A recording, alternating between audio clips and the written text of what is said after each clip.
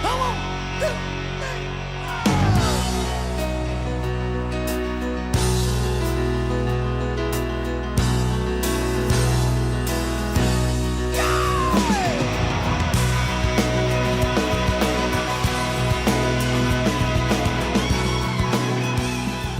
Well, good morning. Welcome back to the Broadcast Retirement Network.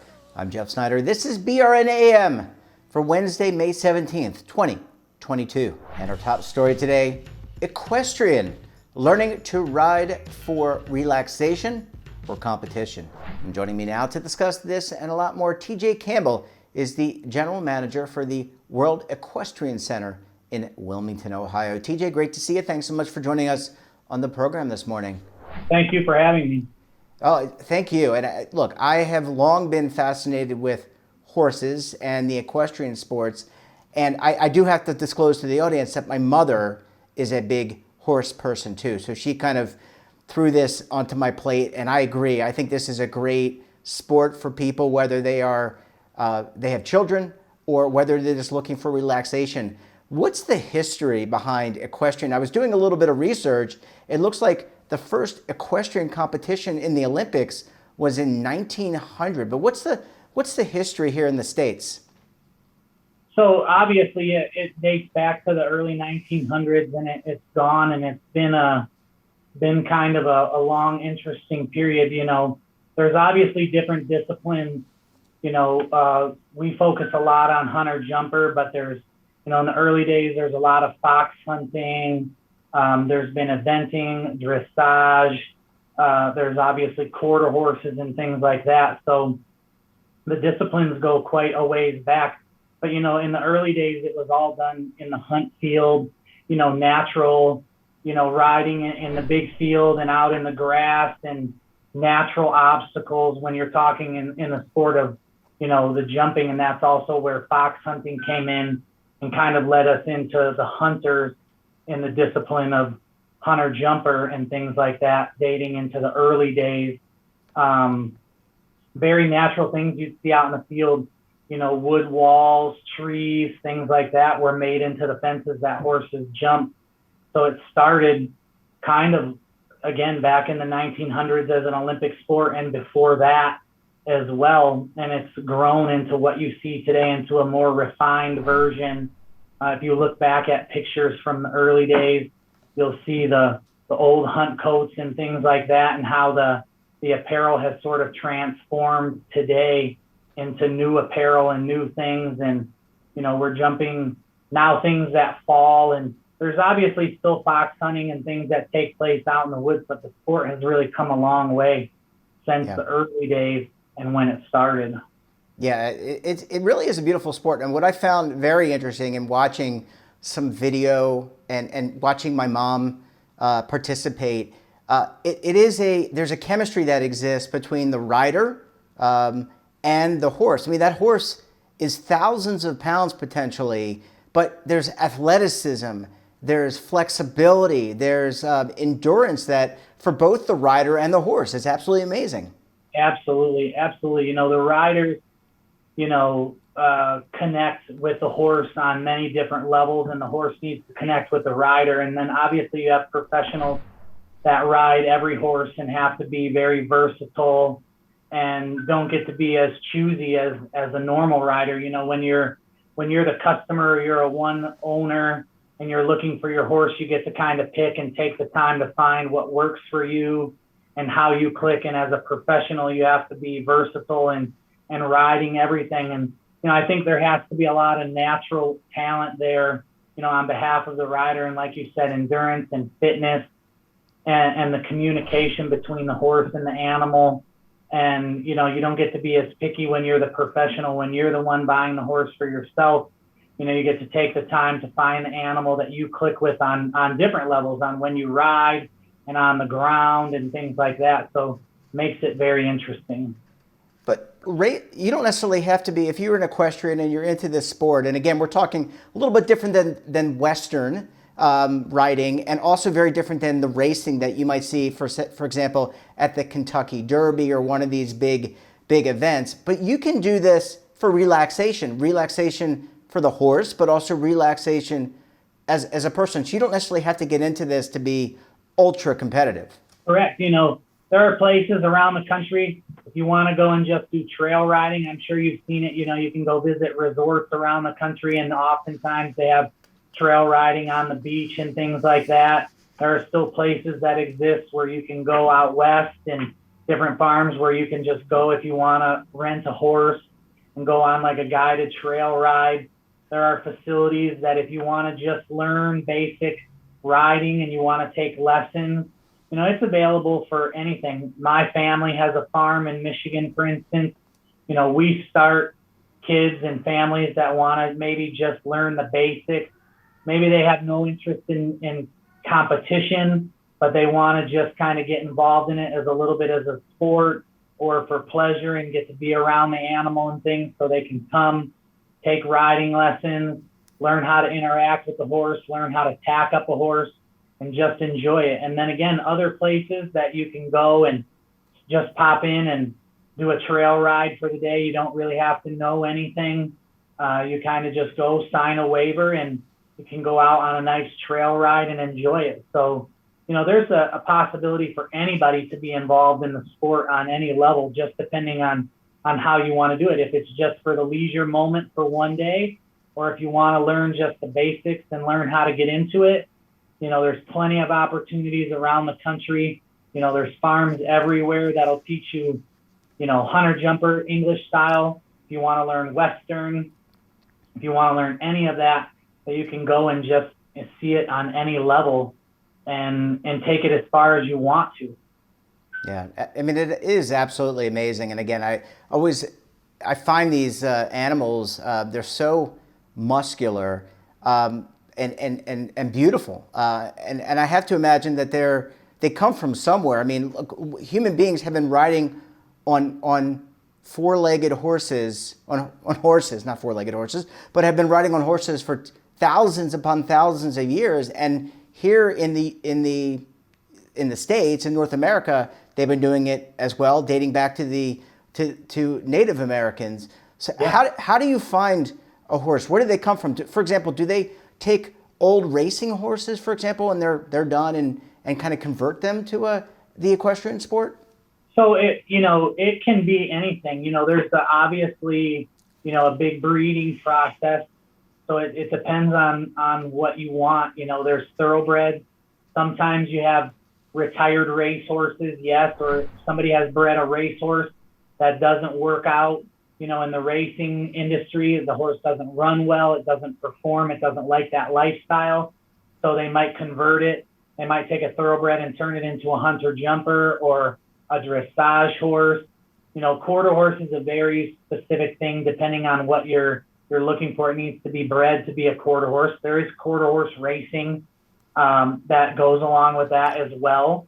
And some people breed for pleasure. You know, they find nice horses either in Europe or in the States, and they follow bloodlines back to sires and dams, and they pick, you know, based on the performance of that animal, and they try to take animals that perform very well and put good bloodlines together. The same in quarter horse, and to try to develop a horse that might jump well, a horse that might race well, a horse, you know, that might perform in the quarter horse world well, in those types of events and classes. And so sometimes, yes, it's a horse that has had another job and now they're put into this new job because either they're done in that career and they need to do something different, or simply that you've gone out and you've picked the bloodlines or somebody else has bred horses. You know, in the hunter jumper industry, we do a lot of shopping overseas. So a lot of horses come, you know, we're buying warm blood horses, whether it's a Dutch warm blood or Swedish or, you know, French bloodlines. You know, we're buying a lot of horses and importing them to the U.S., you know, and they're either being started over there or they come here as yearlings. They go through sales or they're just purchased over there off a private farm. And the same principles are taken here. You know, they're being bred, whether what world they go into, one necessarily never knows. Obviously, you know, in the thoroughbred industry, you know, you're going to find a thoroughbred breeder to find a thoroughbred racehorse. Same with quarter horses. the hunter jumper and dressage discipline, they're looking at everything, whether it's a thoroughbred, quarter horses, paints, anything you want to find to turn it into. Maybe it becomes a hunter jumper, maybe it becomes a dressage horse, maybe it gets used in eventing, so you're really looking everywhere to find those horses. Well, TJ, I need to take a very quick break. When we come back, we'll talk more about how you or your child can get involved in equestrian sport. It's a wonderful sport. You're going to want to stay tuned right here on BRN AM.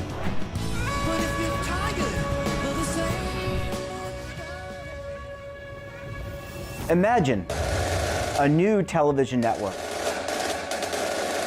that will make you richer, healthier, and in control of your financial future.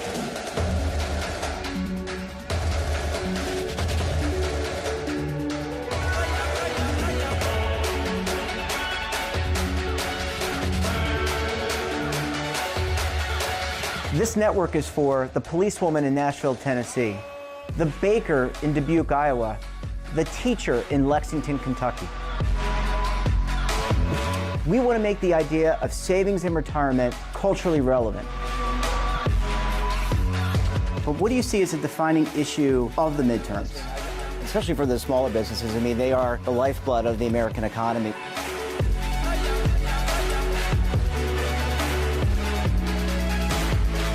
Featuring exclusive interviews, current affairs, and docuseries. 33 years old, you retired early. The philosophy is money only matters if it helps you live a life that you love. But you got to start thinking about retirement as soon as you get in. The Broadcast Retirement Network will drive very high engagement with premium partnerships. So this isn't retirement and savings for your parents or grandparents. This is for all Americans. And we're going to change the way you think about money.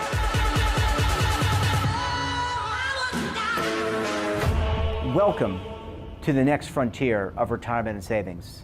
This is BRN, the Broadcast Retirement Network.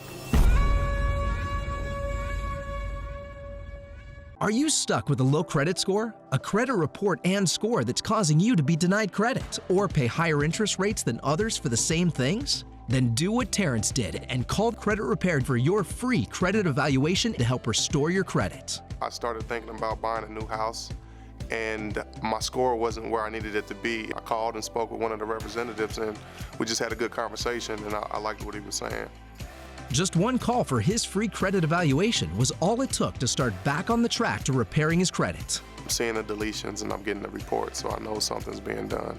It does make a difference to me. All it takes is one call to get started. Credit Repair has given me a second chance to have a better credit score. Don't let a low credit score hold you back another day. Do what Terrence did and make the call for your free credit evaluation. Call 800-819-4152. That's 800-819-4152. Again, 800-819-4152. Welcome back. We're talking this morning to TJ Campbell. He's the general manager for the World Equestrian Center in Wilmington, Ohio. TJ, thanks so much for staying with us this morning. Absolutely. I'm so glad you didn't ride off into the sunset. I'm just kidding. No. So I know you talked about getting involved, and there are probably farms and schools all over this country, but do I need to, say I have a young child, a young son or daughter, and they want to get into the sport, do I need to go out and buy a horse? Because I would think that could be cost prohibitive by the time you buy the horse, pay for the food, or can I rent, lease? How do I go about, what's the best way to go about it if I'm new to the sport? So there's so many options out there, which are great.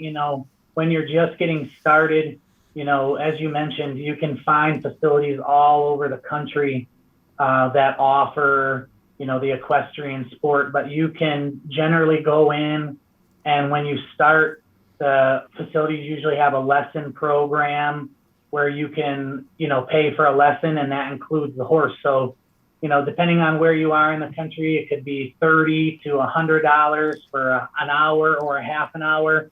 And you get instruction, whether it be in a group or private with a trainer. And that usually includes the horse, obviously, as part of that. So when you start taking lessons, you get to use their horse to learn on and grow.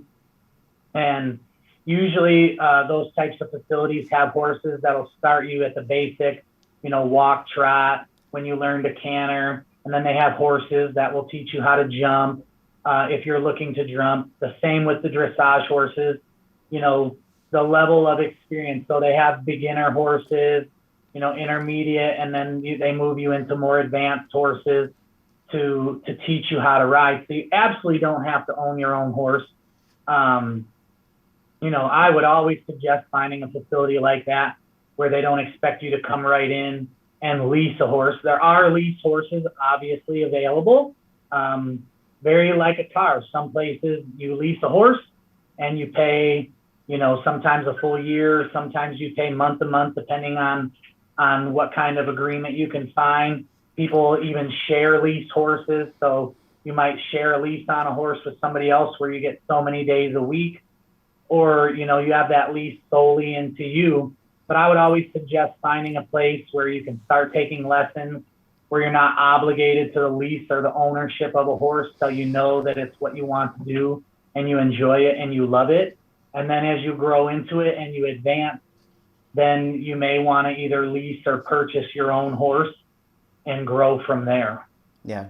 Let me ask you, in terms of, say you're an older person like myself and you're interested in getting into horseback riding or the equestrian sports, are there things that I need to do from a fitness perspective? I mean, obviously you're sitting, I'm not that flexible anymore. I mean, I do work out every day, but I'm not that flexible. Are there things that I might need to be doing in order to loosen up parts of my body to make sure that I'm able to drive the horse correctly? I wouldn't necessarily say that there's things that you need to do. Obviously, the more physically fit you are, the easier it's going to be. And again, it depends on what you aspire to do. If you're looking to just learn the basics, any sort of working out, leg stretches, sit-ups, obviously, depending on how old you are, limits in what you can do. But once you start riding, you're going to build the core muscles in doing that. So, any general workout that you're doing, at home, in the gym, riding a bike, anything like that is going to prepare you to ride a horse. And then you're going to start to build new core muscles when you get on and you build the strength in your legs and in your calves and in your arms. Again, I wouldn't say that there's any specific workout that you need to have spent 6 months in the gym before you can go get on a horse. There's no requirement for that. But certainly everything's going to be easier the more physically fit you are, and the stronger that you are. It's going to make everything a lot easier. And a proper instruction is going to teach you a lot too. The trainers are going to make you sit up, sit straight, so you're going to build a lot more muscles than you ever anticipated. I can assure you of that. Yeah, it sounds like a really good workout, especially if you're looking to get back into something, because you're right. You're going to be, the horse doesn't just drive itself. You've got to tell it where to go. You've got to be able to sit up. My mother's been trying to instruct me, but you can't teach an old dog new tricks. Last question here, TJ. Let's talk. You mentioned buying a car and leasing a car. A car comes with you have to do a lot of maintenance on it and take care of it. Just like I would think like a horse, these are living, breathing creatures. They think, they have emotions. They like to eat. They need to graze. You need to clean them. How much, what's the expectation if you own or rent or even borrow a horse in terms of taking care of him or her? There's a lot that goes into it. Unfortunately, when we talk about it, it can sound very scary, when you start getting into everything that's required. But, when you lease a horse or own a horse, you're going to have board costs unless you're keeping it at home. If you have a farm or a place for it at home, some people do pasture board where it doesn't necessarily live in a stall. Some people, board their horses at barns where they're in a stall every evening and things like that. So, board, depending on where you are, can range in a lot of different ways, and depending on the level of service that you get with it. If the farm is cleaning the stall and feeding the horse for you every day, whether they're tacking it up for you if you come for lessons, board could range from $300 a month to $1,500 a month, depending on, what you get in terms of your services. So if all the feed's included, again, the shavings or straw, depending on what they're using, again, whether they're in a stall or they're not in a stall. There's obviously routine vet care that comes along with it. They need shots every year. If they get sick, if they're not sound, which is in terms of performance, lameness and things like that, to have the vet out to care for them. Some horses need their feet trimmed, some need shoes. So things that go along with that, and those kinds of things, it could be a $60 trim of their toes, like clipping your toenails. Have a guy out to just do that, or put shoes on your horse. It could range, to $400 to $500. Those are things that are generally done, every 4 to 6 weeks. A horse is getting their feet done and things like that. So the variety of opportunities of what the horse is going to need is out there. But, it can look a little scary, but, it's like anything, any sport comes with its cost. It's just different. You kind of pick what you want to do. If you want to self-care for your animal, things can be a little bit cheaper. If you want the full care experience, you want somebody there tacking up your horse, you're obviously going to pay for that level of care. Yeah, and my mother always jokes that she wants to be able to bring her horse to her house. I would imagine you're not going to recommend that. TJ, we're going to have to leave it there. Really great conversation. I love the sport of the equestrian sport. It's absolutely beautiful. Thank you so much for joining us, and we look forward to having you back on the program again very soon. My pleasure. Thank you for having me. And that wraps up this episode of BRN AM. Have a topic of interest? Someone you think we should talk to? Drop us a line, and don't forget, for all the latest security news and lifestyle, wellness, finance, tech, so much more all in one place, check out today's edition of our daily newsletter, The Morning Pulse. Want to search our archives, check out our latest content? Well, visit our website and our streaming partners. We're back again tomorrow for another edition of BRN AM. Until then, I'm Jeff Snyder. Stay safe, keep on saving, and don't forget, roll with the changes.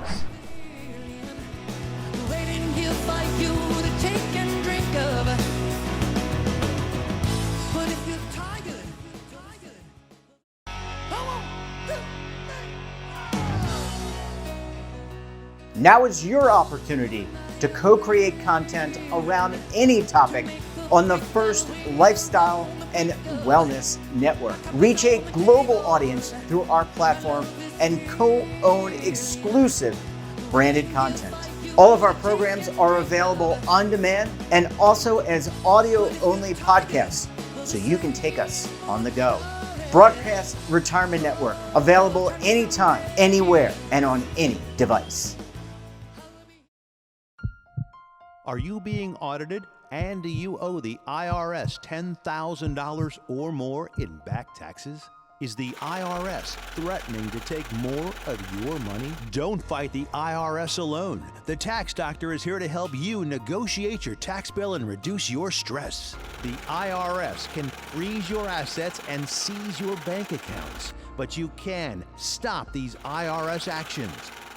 The Tax Doctor will work with you using our years of experience to represent your case to help you get the best resolution under the IRS guidelines. Help is here to deal with the IRS to reduce your stress. We've handled thousands of cases, so we know what we're doing. If you owe $10,000 or more in back taxes, do not call the IRS alone. Call a Tax Doctor now for a tax emergency analysis. Call 800-224-6439.